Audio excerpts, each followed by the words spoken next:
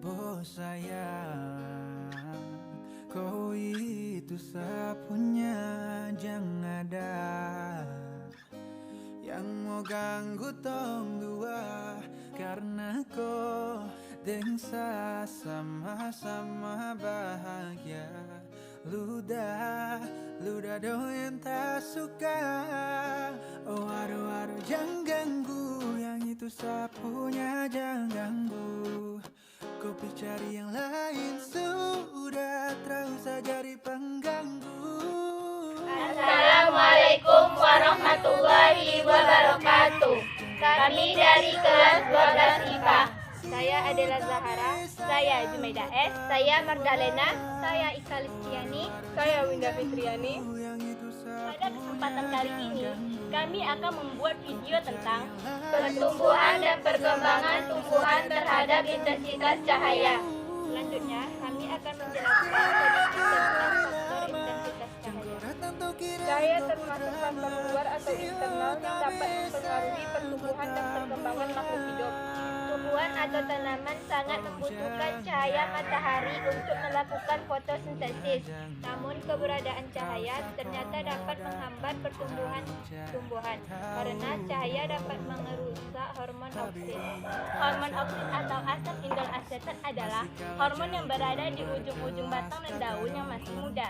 Hormon oksin berfungsi untuk mendorong pertumbuhan tanaman dengan pemanjangan sel akar dan batang, serta juga berfungsi dalam perkembangan buah dan bunga. Dan lebih jelasnya, mari kita melakukan praktikum dengan bahan, alat, dan langkah-langkahnya sebagai berikut. Alat dan bahan yang kita gunakan yaitu yang pertama kacang tanah yang telah direndam, kacang hijau, dan jagung, kapas,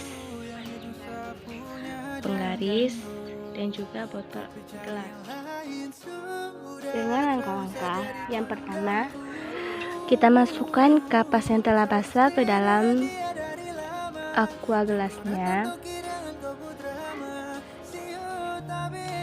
Yang kedua, kita masukkan tumbuh-tumbuhan seperti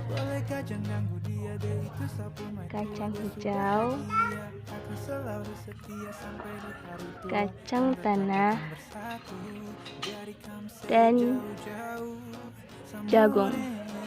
Setelah itu, kita pisahkan setiap tumbuhan tersebut. Akan kita bedakan letaknya, di mana yang satu akan kita taruh di bawah sinar matahari dan yang satunya lagi akan kita taruh di tempat yang gelap. Untuk melihat dan mengetahui hasil pertumbuhan dan perkembangannya, kita harus membuat laporan setiap harinya. Hari pertama setelah proses perendaman kemarin. Yang pertama, kacang hijau. Kacang hijau yang berada di tempat gelap maupun di bawah sinar matahari telah menunjukkan reaksinya, di mana kacang hijau yang berada di tempat gelap telah menunjukkan reaksinya dengan tumbuhnya tunas. Kalau diukur dengan penggaris, panjang tunasnya lebih kurang 1 cm.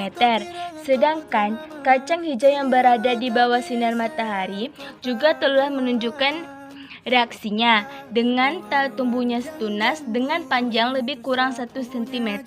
Tapi tunas yang tumbuh agak kering jika dibandingkan dengan kacang hijau yang berada di tempat yang gelap. Yang kedua, kacang tanah. Kacang tanah yang berada di tempat yang gelap telah menunjukkan reaksinya dengan tumbuhnya tunas. Tapi tunasnya belum bisa kita ukur karena tunasnya masih pendek. Sedangkan kacang tanah yang berada di bawah sinar matahari belum menunjukkan reaksi apapun. Yang ketiga, jagung. Jagung belum menunjukkan reaksi apa baik di tempat yang gelap maupun di bawah sinar matahari. Hari kedua, pertama kacang hijau. Kacang hijau yang berada di tempat gelap kalau diukur memiliki panjang lebih kurang 22 cm dan sudah tumbuh daun. Sedangkan kacang hijau yang berada di bawah sinar matahari berukuran lebih kurang 1 cm dan juga sudah tumbuh daun. Yang kedua, jagung.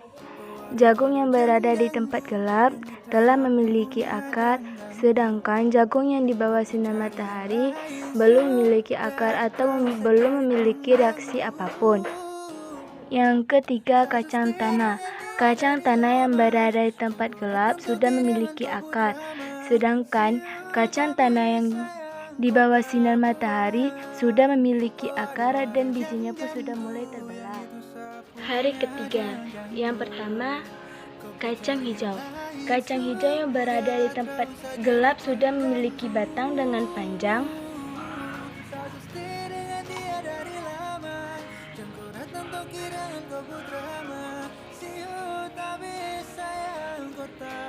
lebih kurang 10 cm dan panjang akar lebih kurang 4 cm serta sudah memiliki daun. Sedangkan kacang hijau yang berada di bawah sinar matahari sudah memiliki akar, batang dengan panjang,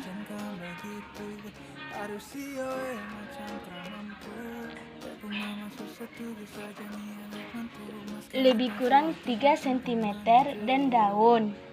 Yang kedua, kacang tanah.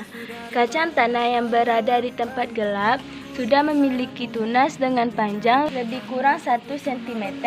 Sedangkan kacang tanah yang berada di bawah sinar matahari sudah memiliki tunas dengan panjang lebih kurang 2 cm. 3.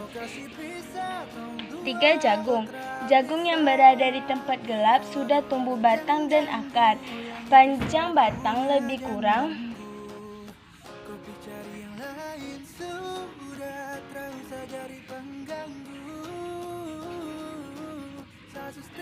5 cm dan panjang akarnya lebih kurang 4 cm. Sedangkan jagung yang berada di bawah sinar matahari sudah memiliki tunas. Hari keempat, yang pertama, kacang hijau.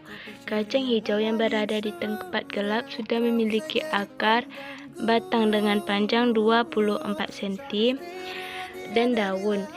Sedangkan kacang hijau yang berada di bawah cahaya matahari sudah memiliki akar, batang dengan panjang 18 cm dan daun. Yang kedua, kacang tanah. Kacang tanah yang berada di tempat gelap sudah memiliki akar dan tunas, sedangkan kacang hijau yang berada di bawah sinar matahari sudah memiliki akar, biji terbelah, memiliki tunas. Ketiga, jagung.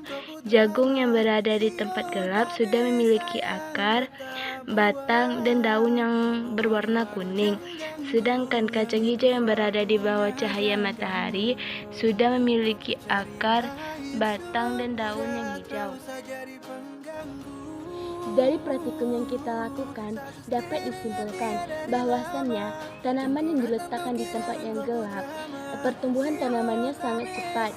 Selain itu, tekstur dari batangnya juga sangat lemah dan cenderung berwarna pucat kekuningan. Ini disebabkan karena kerja hormon auksin tidak dihambat oleh sinar matahari.